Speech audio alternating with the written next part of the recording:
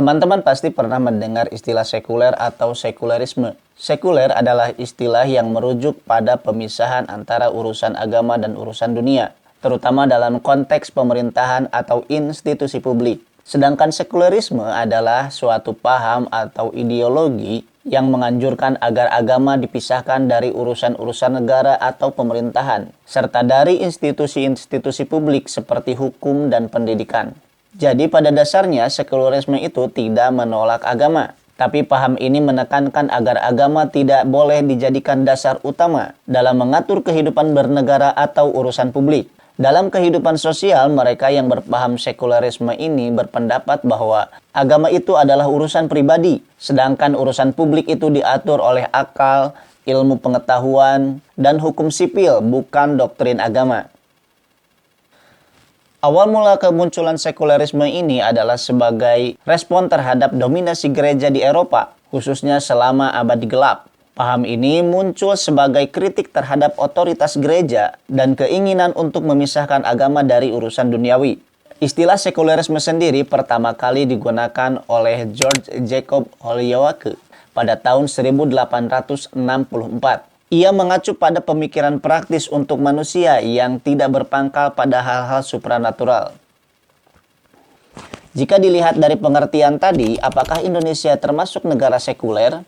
Indonesia bukanlah negara sekuler dalam arti sepenuhnya yang memisahkan antara agama dan negara. Juga bukan negara agama yang menjadikan agama tertentu sebagai dasar negara. Indonesia adalah negara yang menghormati kebebasan beragama dan menjamin hak-hak setiap warga negara untuk menjalankan ajaran agamanya.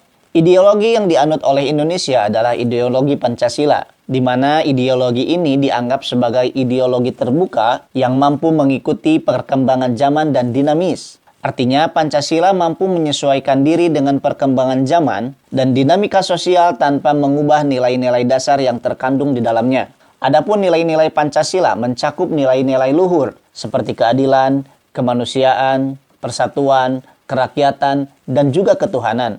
Meskipun Indonesia tidak menganut negara sekuler, tapi prinsip-prinsip sekulerisme dapat kita temukan dalam aspek hukum dan juga pemerintahan. Contohnya, hukum pidana tidak berdasarkan hukum agama tertentu, dan pemerintah tidak memihak agama tertentu dalam berbagai kebijakan publik.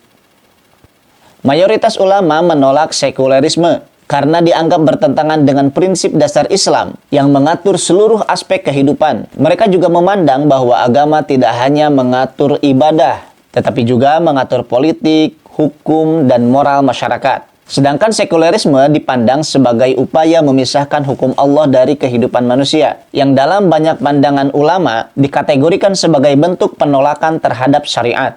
Salah satu ulama yang menolak sekulerisme adalah Syekh Yusuf Al-Qaradawi. Beliau berpendapat, sekulerisme tidak pernah bisa diterima secara umum dalam sebuah masyarakat Islam. Islam adalah sebuah sistem ibadah komprehensif dan legalisi atau syariah. Menerima sekulerisme berarti meninggalkan syariah. Ini berarti menampik aturan ilahi dan penolakan terhadap perintah-perintah Allah. Sekulerisme hanya cocok dengan konsep Tuhan ala Barat yang berpendapat bahwa Tuhan menciptakan dunia dan membiarkan manusia mengaturnya sendiri.